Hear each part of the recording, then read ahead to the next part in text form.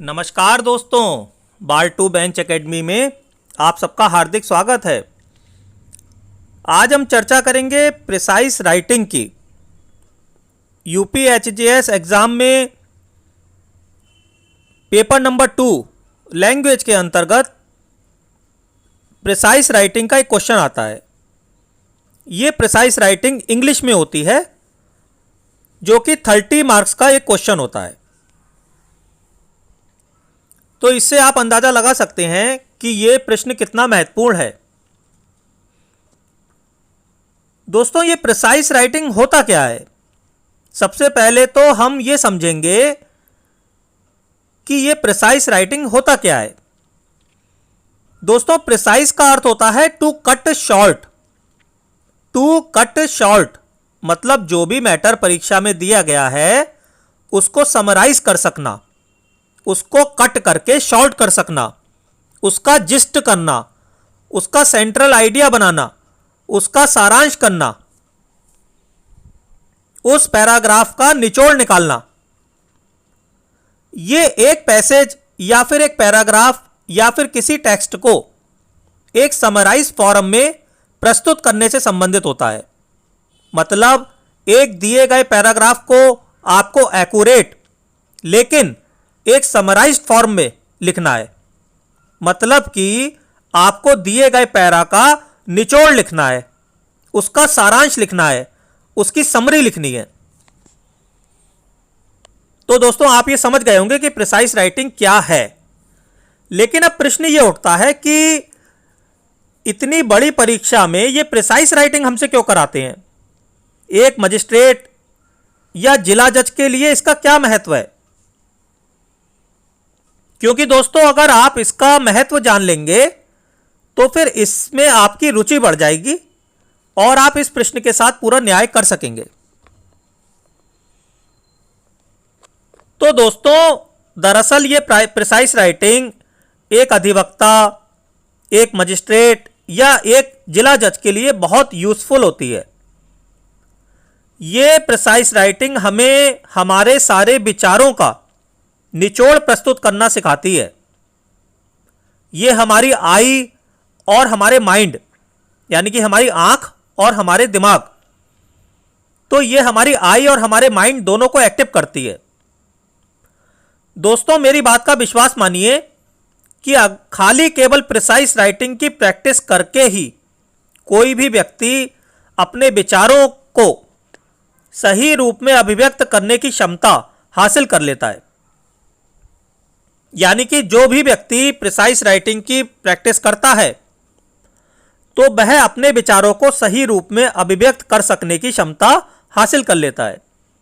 उसकी वो क्षमता डेवलप हो जाती है और इसके साथ ही साथ कम से कम शब्दों का प्रयोग करके अपनी बात इफेक्टिवली कम्युनिकेट कर पाता है। दोस्तों, प्रिसाइज राइटिंग करना एक आर्ट है। इसमें वाक्यों के अर्थ का सार लिखा जाता है और जो वाक्य अनुपयोगी होते हैं उनको इग्नोर कर दिया जाता है। केवल यूजफुल वाक्यों को ही लिखा जाता है। इसमें यह ध्यान रखना चाहिए कि हमारी कही जाने वाली बात का रिपीटेशन ना हो। मतलब एक बात जो एक बार कह दी तो उसको फिर बार बार रिपीट नहीं करना चाहिए। अब हम इस बात पर चर्चा करेंगे कि प्रिसाइज राइटिंग करने का भी क्या कोई सर्टेन प्रोसीजर है। हम एग्जाम में प्रिसाइज राइटिंग को स्टेप बाय स्टेप कैसे सॉल्व करके आएं। तो दोस्तों, इसको समझना और समझाना थोड़ा मुश्किल है, लेकिन फिर भी मैं सरल भाषा में आपको एक प्रिसाइज राइटिंग के क्वेश्चन को कैसे सॉल्व करना है यह समझाने का प्रयास करूंगा।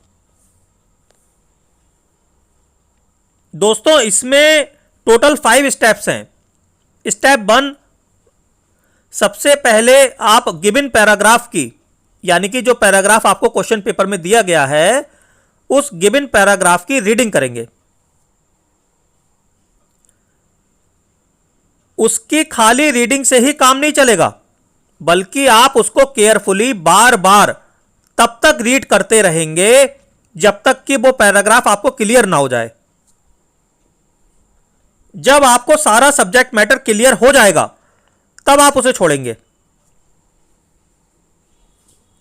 यानी कि स्टेप 1 में आपने उस पैराग्राफ की बार बार रीडिंग की। ठीक है, यहां पे समझ में आ गया। अब आते हैं स्टेप 2 पर। अब सारा सब्जेक्ट मैटर समझने के बाद जो पैराग्राफ दिया गया है उस पैराग्राफ के लिए एक एप्रोप्रिएट टाइटल सर्च करेंगे कि इस पैराग्राफ का शीर्षक क्या हो सकता है। इसके लिए आपको उस पैरा में दिए गए की सेंटेंसेस पर फोकस करना होगा, क्योंकि वहीं से आपको उसके लिए कुछ क्लू मिलेगा। जो उस पैराग्राफ के की सेंटेंसेस हैं उन्हीं से आपको टाइटल मिल जाएगा। आते हैं स्टेप 3 पर। इसमें आप एक एक वाक्य और एक एक वर्ड पढ़ेंगे। You will read sentence by sentence and word by word. इससे आपको क्या फायदा होगा कि आपको वह की सेंटेंसेस और की वर्ड्स मिल जाएंगे जिनको कि आप ढूंढना चाहते हैं। जब आप एक एक वाक्य और एक एक वर्ड को पढ़ेंगे तो आपको उसका निचोड़, उसके की सेंटेंसेस, उसके कीवर्ड्स मिल जाएंगे। आगे आते हैं स्टेप 4 पर। अब आप पैरा के जरूरी और महत्वपूर्ण विचार और गैर जरूरी विचारों में अंतर करके उनको ढूंढेंगे कि पैरा में कौन से आइडियाज इंपॉर्टेंट हैं, इसेंशियल हैं, कौन से नेसेसरी नहीं हैं। उसमें आप अंतर करेंगे। इससे आपको क्या फायदा होगा कि क्वेश्चन पेपर में जो पैराग्राफ दिया गया है उसमें जो गैर जरूरी लाइनें हैं उनको आप इग्नोर कर सकेंगे। ठीक है, और लास्ट स्टेप 5 पर आते हैं।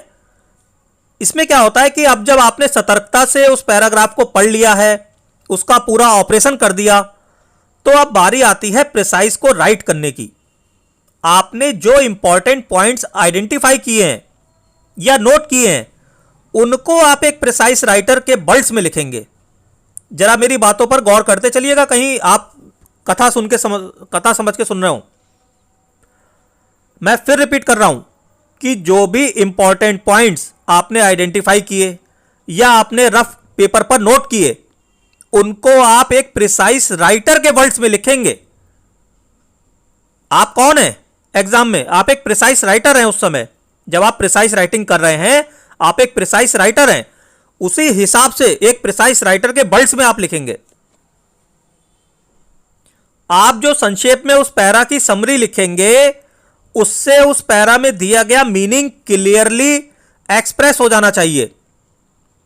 यह जो पैरा आप लिखेंगे ये पहले आप रफ पेज पर लिखेंगे ताकि अगर उसमें कुछ गलती हो जाए या फिर बाद में कुछ चेंज करना पड़े तो रफ पर ही कटिंग्स हो और फिर कॉपी हमारी साफ सुथरी दिखे।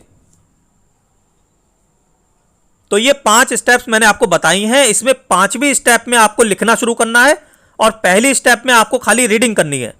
दूसरी, तीसरी और चौथी स्टेप में आपको अलग अलग काम करने हैं। मैं फिर से रिपीट कर दे रहा हूं। देखिए, पहली स्टेप में आपने रीडिंग की, दूसरी में आपने टाइटल सर्च करा, तीसरी में आप उसके की सेंटेंसेस और कीवर्ड्स ढूंढेंगे। स्टेप 4 में आप जो जरूरी और गैर जरूरी लाइनें हैं उसमें डिस्टिंक्शन करेंगे, उसको डिस्टिंग्विश करेंगे। स्टेप 5 पे आप लिखना शुरू करेंगे। अब मैं आपको एक आइडियल प्रिसाइज राइटिंग की क्वालिटीज बतला रहा हूं या गाइडलाइंस समझ लीजिए जिनको कि आपको प्रिसाइज राइटिंग करते समय फॉलो करना होगा। प्रिसाइज राइटिंग ओरिजिनल पैसेज का 1/3 होना चाहिए। बिल्कुल कान खोलकर ध्यान से समझ लीजिएगा, यह बात बहुत इंपॉर्टेंट है। अगर यह एक चीज गलत हो गई तो सब आपका बेकार हो जाएगा। प्रिसाइज राइटिंग ओरिजिनल पैसेज जो क्वेश्चन पेपर में दिया गया है उसका 1/3 होना चाहिए। आप तसल्ली से क्वेश्चन पेपर में दिए गए पैराग्राफ का एक एक वर्ड काउंट कीजिए और टोटल जितने वर्ड्स आए उनको 3 से भाग कर दीजिए। 3 भाग देकर जितने वर्ड्स आएंगे उतने में ही आपको प्रिसाइज राइटिंग करनी है। आप इसको एक उदाहरण से समझ लीजिए। जैसे कि मान लीजिए क्वेश्चन पेपर में 300 वर्ड का एक पैरा दिया है, तो 300 का 1/3 निकालने के लिए आप 300 को 3 से भाग देंगे तो कितना आएगा? 300 डिवाइडेड बाई 3 इक्वल्स टू 100। यानी कि आपको जो प्रिसाइज राइटिंग करनी है वो 100 वर्ड्स में करनी है। यानी कि आपको 100 वर्ड्स के अंदर अंदर अपनी प्रिसाइज राइटिंग को समेट देना है। देखिए यहां पर जो 1/3 है ना, ये एक स्टैंडर्ड है, आपको इसको फॉलो करना ही करना पड़ेगा। जो एग्जामिनर होते हैं, परीक्षक होते हैं, इनके पास बहुत समय होता है, वो भी आपके प्रिसाइज राइटिंग का एक एक वर्ड काउंट करते हैं, उसे गिनते हैं। और अगर आपके वर्ड्स जो टोटल पैराग्राफ के वर्ड्स हैं उनके 1/3 से ऊपर चले गए तो फिर आपसे प्रिसाइज राइटिंग कराने का वो उद्देश्य डिफीट हो गया। आप समझने की कोशिश कीजिए। जैसा कि मैंने आपको शुरू में ही बताया था कि प्रिसाइज राइटिंग का मतलब ही है एक दिए गए पैराग्राफ को समराइज फॉर्म में प्रस्तुत करना। अब आप 1/3 वर्ड से ऊपर चले गए तो फिर वह समरी कहां रह गई? फिर तो आदमी जहां आपका इतने सारे वर्ड्स पढ़ेगा उसकी बजाय वो पूरा पैरा ही पढ़ लेगा। तो 1/3 एक स्टैंडर्ड है और प्रिसाइज राइटिंग में आपको इसको फॉलो करना ही करना है। दूसरे, प्रिसाइज राइटिंग करते समय जो बात, जैसी भी बात, चाहे वह गलत है या सही है, जो भी पैरा में लिखी हुई है उसी बात को आपको समराइज फॉर्म में लिखना है। मैं फिर रिपीट कर दे रहा हूं, प्रिसाइज राइटिंग करते समय जो बात, जैसी भी बात, चाहे वह गलत है या सही है, जो भी पैरा में लिखी हुई आपको मिलेगी क्वेश्चन पेपर में, उसी बात को आपको समराइज फॉर्म में लिखना है। आपको अपना पर्सनल ओपिनियन, अपना पर्सनल व्यू, अपना पर्सनल कमेंट उस पर नहीं करना है। जो आइडियाज ओरिजिनल पैसेज में दिए गए हैं उनकी एक वैसी ही ओरिजिनल ट्रू फेथफुल पिक्चर आपको जिस्ट के रूप में या सारांश के रूप में पेश कर देनी है। अब आप इस बात को ध्यान से समझिएगा। कभी कभी क्या होता है, पैसेज में जो पेपर सेटर होते हैं जानबूझकर कोई गलत बात डाल देते हैं, तो आपको उनकी बात को करेक्ट नहीं करना है कि साहब आपकी बात गलत थी, आप अपनी इंटेलिजेंसी या ज्ञान वहां पर दिखाएं, क्योंकि आप वहां पर प्रिसाइज राइटिंग कर रहे हैं। जो उनका पैराग्राफ दिया गया है आपका काम खाली उसको संक्षेप में लिखने का है। आपका काम खाली इतना है कि आप उनकी कही गई बात को समराइज फॉर्म में प्रस्तुत कर दें, आपको उसको करेक्ट नहीं करना है। तो जो पैराग्राफ में लिखा है उसी को आपको समराइज फॉर्म में लिख देना है। यह बात ध्यान रखिएगा, यहां पर लड़के कभी कभी फंस जाते हैं। तीसरे, एक्टिव वॉइस का यूज करना है, पैसिव वॉइस का नहीं। यानी आपको एक्टिव वॉइस की अप्रोच में लिखना है। चौथे, precise third person, indirect speech और पास्ट टेंस में लिखा जाना चाहिए। थर्ड पर्सन में, इनडायरेक्ट स्पीच में और पास्ट टेंस में। पांचवें, आप कोई भी मेटाफर यूज नहीं करेंगे अपनी तरफ से, कोई भी इलिस्ट्रेशन अपनी तरफ से यूज नहीं करेंगे, कोई भी प्रोवर्ब्स अपनी तरफ से यूज नहीं करेंगे, कोई भी कोटेशन अपनी तरफ से यूज नहीं करेंगे। जो पैराग्राफ में दिया गया है उसी का सारांश आपको लिखना है। छठवें, आप कोई भी फ्रेसेस यूज नहीं करेंगे। फ्रेसेस समझ रहे हैं कैसे? जैसे द राइटर सेज, आप पैरा लिख रहे हैं, आपने कहा द राइटर सेज, ये आपको नहीं करना है। द ऑथर से आपको नहीं लिखना है। आप ऐसे ही कुछ बच्चे लिख देते हैं द पैराग्राफ मीन्स, ये आपको नहीं लिखना है। ऐसे ही कुछ बच्चे करते हैं दिस पैसेज सेज, आपको ऐसे नहीं लिखना है। या कुछ लोग ऐसे लिख देते हैं आई थिंक या इन माई ओपिनियन, ये सब आपको नहीं लिखना है। जो पैराग्राफ लिखा है उसी की समरी आपको लिखनी है। भाई जो पैरा दिया है आपको उसका जिस्ट लिखना है। उसके मेन आइडिया को पकड़िए और उसका सेंट्रल आइडिया लिखाइए, बस इतना सा करना है। तो दोस्तों, आप प्रिसाइज राइटिंग की इंपॉर्टेंस समझ रहे होंगे और आप ये भी समझ रहे होंगे कि इनमें अभ्यास भी आवश्यक होता है। बहुत सारे बच्चे ऐसे हैं, बल्कि बहुतायत ऐसी है, जो प्री दे आते हैं, मेंस दे आते हैं और शायद एक भी प्रिसाइज राइटिंग की प्रैक्टिस नहीं करते, जबकि प्रिसाइज राइटिंग 30 मार्क्स का यूपीएचजीएस में आता है। अब मुझे यह समझ में नहीं आता कि आप लोग प्रैक्टिस क्यों नहीं करना चाहते हैं। भाई 30 मार्क्स कम तो होते नहीं है। अगर आप इसको अच्छी तरह से प्रैक्टिस करें तो आप इसमें 7-8 नंबर एक्स्ट्रा स्कोर कर सकते हैं। और जब आप अभ्यास नहीं करते हैं, अपने मन के मुताबिक उल्टा सीधा लिख आते हैं, तो वही फिर बच्चे मेंस में फेल हो जाते हैं। वो समझते हैं कि हम तो बहुत अच्छा करके आए हैं और परीक्षक जो कहता है कि इनको ये भी नहीं पता कि कैसे करना चाहिए। तो मेरी बात दोस्तों आप समझ रहे होंगे, मेरा वीडियो बनाने का यही मकसद था, क्योंकि परीक्षा में आपके लिए एक एक नंबर बहुत महत्वपूर्ण है। तो दोस्तों मैं आशा करता हूं कि आपको मेरा प्रयास, मेरी मेहनत अच्छी लग रही होगी।